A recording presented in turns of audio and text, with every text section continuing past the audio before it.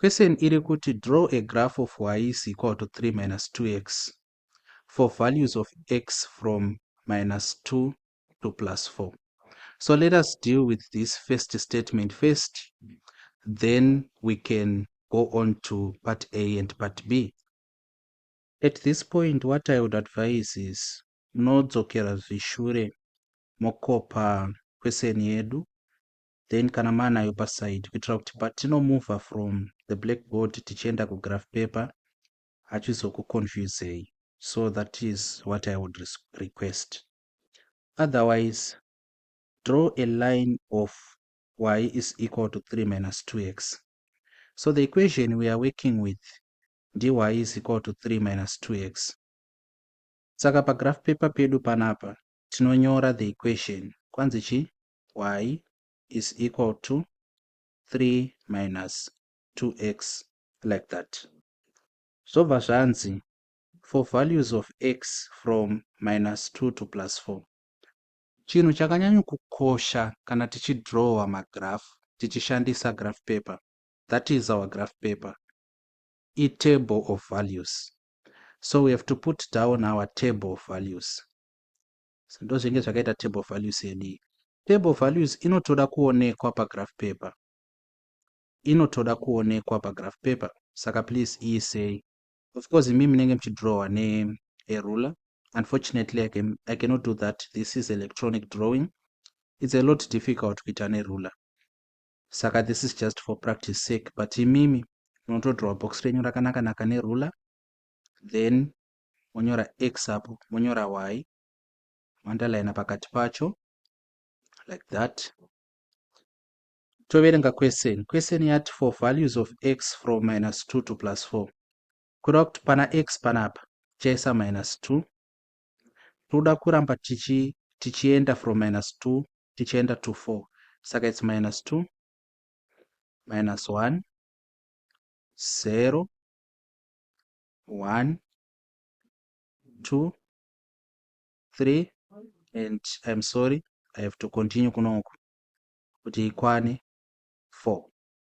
Saka panzi for values of x from minus 2 to 4 tinoenda pana x in our table of values, tonyora minus 2 tichienda kuna 4. So it's minus 2 minus 1 0 1 2 3 4. Anditi. Then manje tadai so what we now have to do is we now have to fill up takufangwa kuzadza pana y panapa. Saka tinozadza sei pana y? We are told that y is equal to 3 minus 2x. Saka like pekutanga panapa tiruda kuziva kuti y anenge ari chi kana x ari minus 2.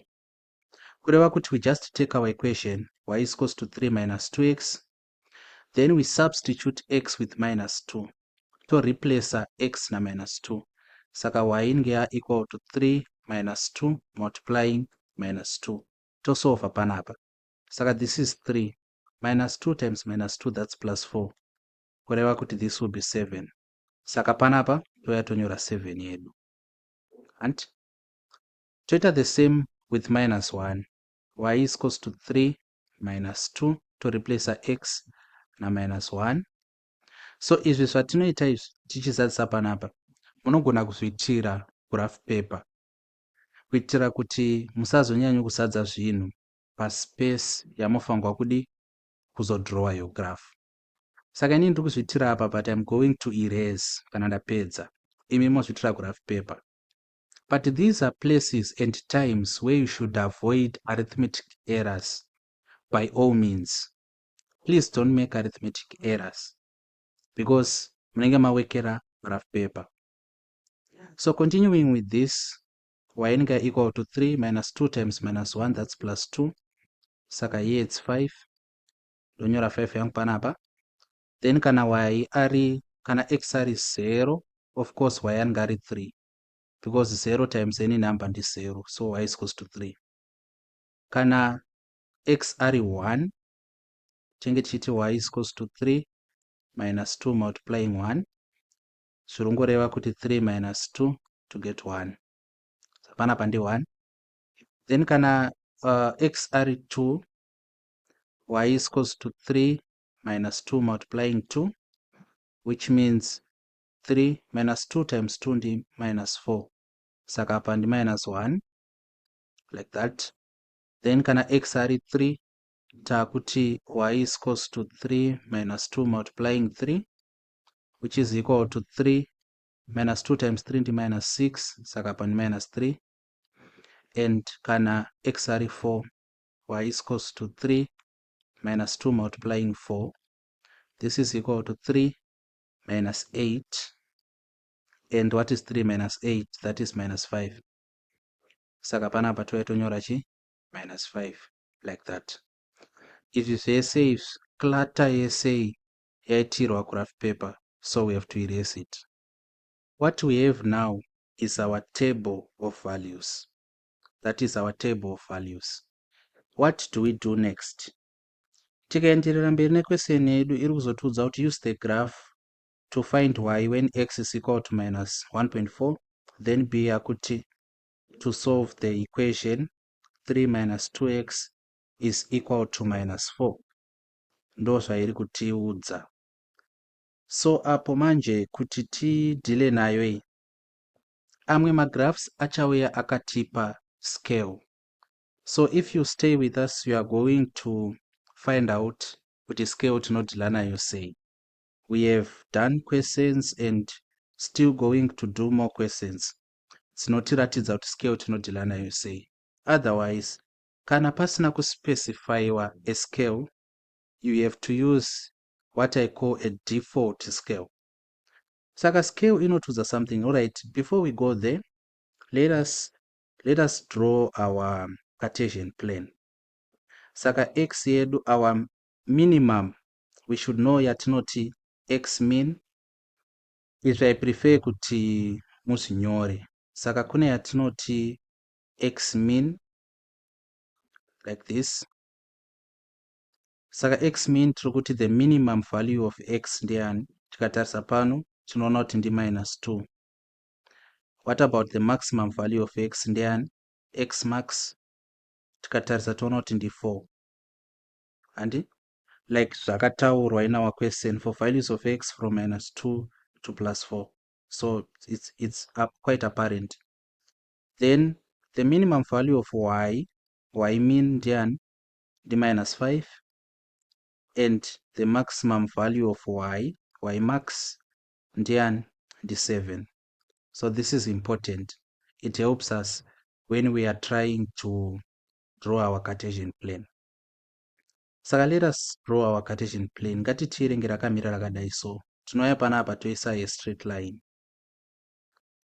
And it has to be a straight line done by a ruler. Ina handikwanise kuita neruler. Imimi munokwanisa uye ndo zvinototarisirwa kuti muite. Saka please use a ruler. Like that. Toya panapa karo kedu toti y, kuroti this is our y axis. Then taona kuti we have to have 7 apo. We also have a minimum of 5. Saka tikati minus 5, minus 4, minus 3, minus 2, minus 1, 0, 1, 2, 3, 4, 5, 6, 7. So buda. Saka it's minus 5 pano, minus 4, minus 3, minus 2, minus 1, 0. So pana apa toisa chi? A horizontal line. A straight horizontal line. Tori label x. Panosangana our y line ne x line panonzi pa origin ndo pana 0, like that. Then atina kuspecifyirwa a scale, saka we have to invent our own scale. Scale yatichashandisa tichauya kuno kutaura tati every 1 centimeter is representing a unit. But I know kuti ndikataura in this way it might conjure some confusions. So let me just demonstrate it muone kuti zviri kufamba sei.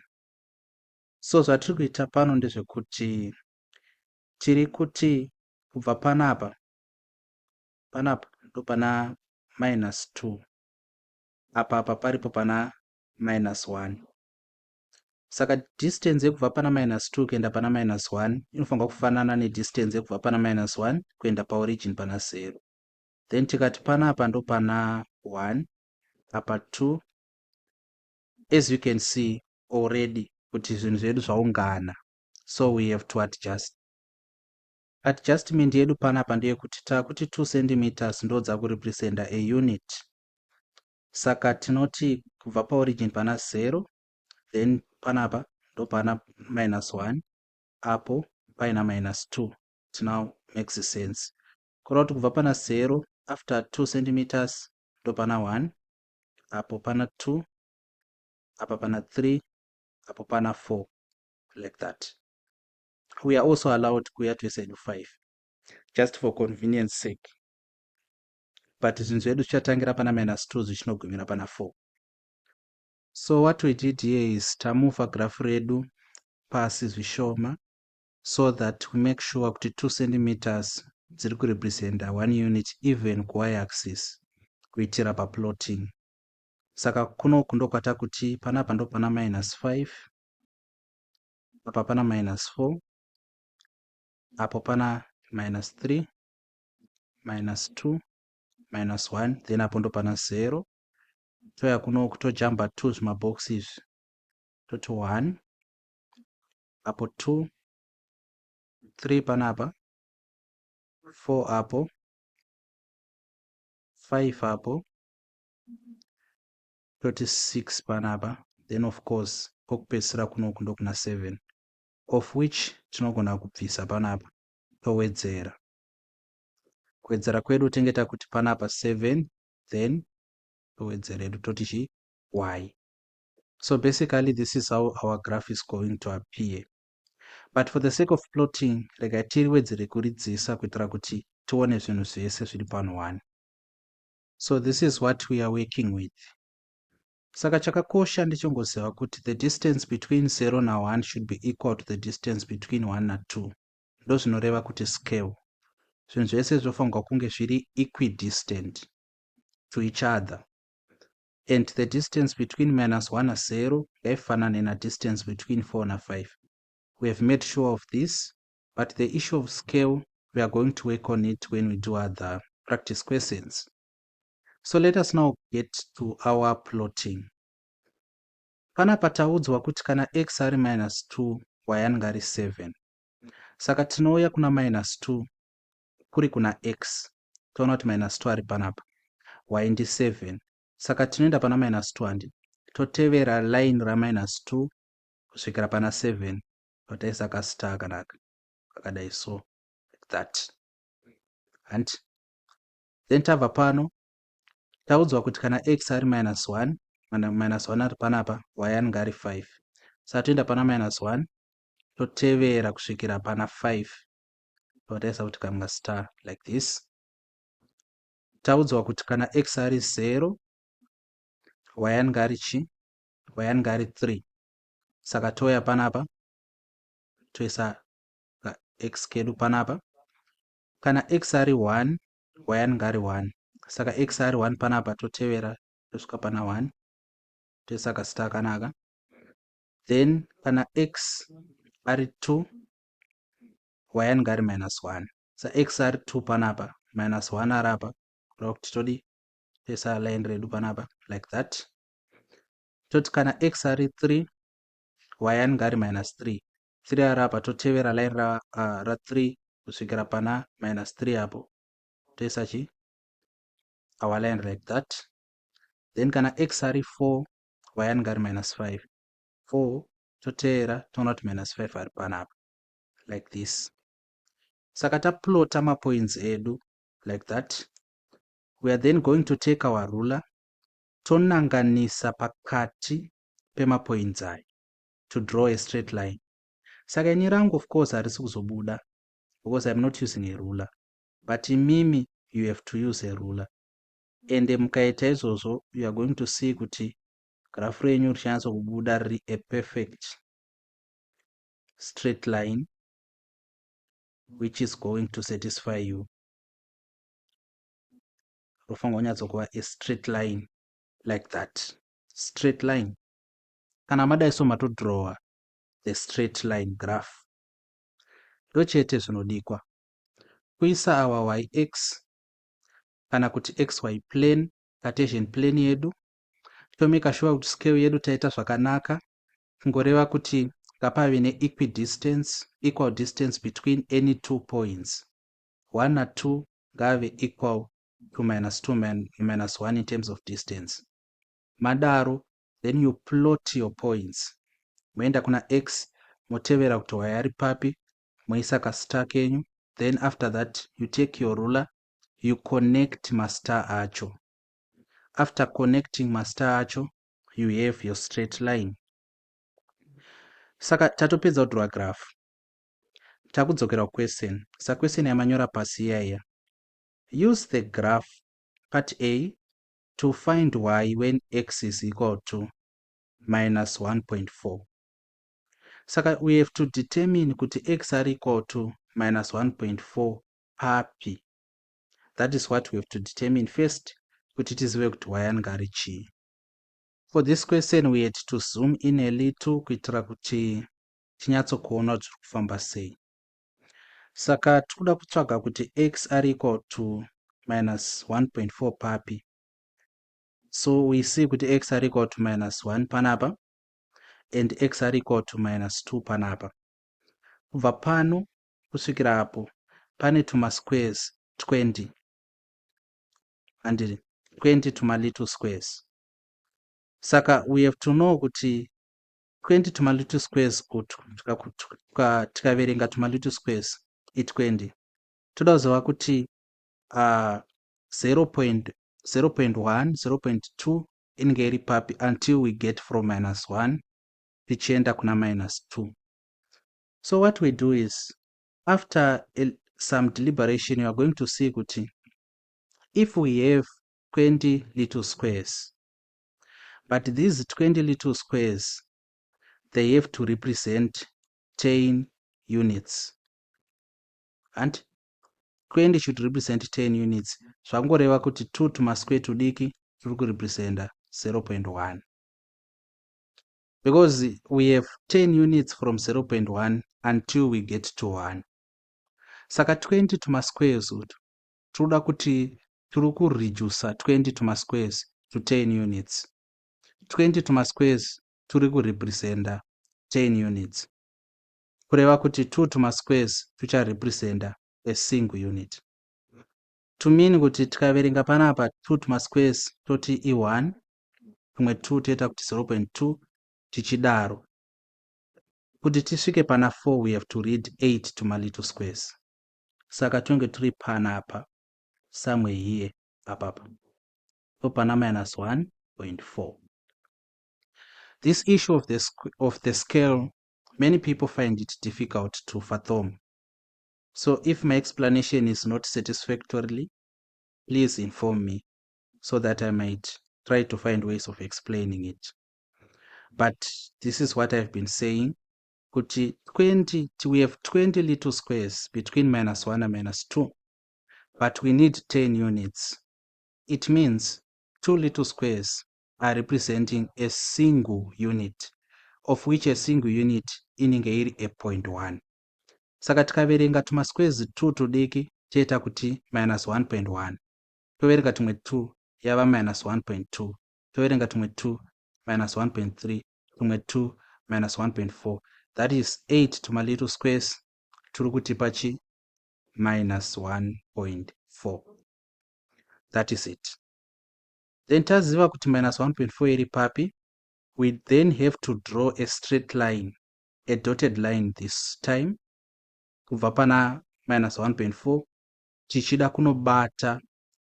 Saka hondo ingava pakuziva kuti -1.4 iri papi, asi kana tatongoiziva chatora ruler yedu, then with a broken line totevera line ra -1.4 like this. So my lessons emagraphs, I really wish kuti mukamaona munoattempt the same question on your own, kuti muone kuti maresults amunobuda nawo akamira sei. So it's something like this, mosvika mobata line. because question yati we have to find y when x is equal to minus 1.4. Saka tasvika pano tobva tadi todai so name broken line todai. Then we have to know panapa ndeani, and I think panapa it's obviously saka it's 5.9. So kana takuanza b tinenge takuti yati to find, sorry, kana takuanza a tinenge takuti chi a yati use the graph to find y when x is equals to minus 1.4. Saka togona hedu kunyora kuti when x is equal to minus 1.4, y is equal to 5.9. That would be our answer. Saka kazhinji kacho we have to put a na b per same graph. A na b should be put on the same graph. Then b yakanzi chi, b yakati to solve the equation yakati 3 minus 2x is equal to minus 4. So we want to solve this equation, but if you look closely you are going to notice kuti our original equation ndi y is equals to 3 minus 2x. Saka tikapiwa equation yakati 3 minus 2x is equals to minus 4, zvongoreva kuti y iri equal to minus 4. In essence tatora equation iyi ya y is equals to 3 minus 2x tikangoreplace pana y apa na minus 4. That's why tati y is equals to chi minus 4, of which kana takuda kutsvaka the value of x when y is equals to minus 4, what we have to do pano is we just look for the point where y is minus 4, which is panapa. Then draw a broken line until tabata our graph like this. Tabata graph panapa ndiri. Then to draw amwe broken line ari kutinangisa kupi x axis like that. Toona kuti panapa pakati pa 3 na 5 kureva kuti ndiani 3.5. Saka for this wongoreva kuti x inenge iri equal to chi 3.5. Toto underline. Sando maanziro atinoita even though tichikwanisa kuansa question iyo tichishandisa basic algebra, but question yedu yati use the graph. Saka using the graph you should show the examiner zvima broken line izvi ndozvinopupura kuti mashandisa graph. Saka let us just solve it tisina kushandisa graph. We see kuti yakati 3 minus 2x is equals to minus 4, kureva kuti minus 2x kaenda uku minus 4 ikauya kunoku it becomes 3 plus 4 is equal to 2x. 7 is equal to 2x, divide both sides na 2, x is equals to 3.5. Saka you can see kuti answer yatiri kuwana from basic algebra ne answer yatawana from using the graph is the same. We've answered A, we've also answered B. Our lesson is done.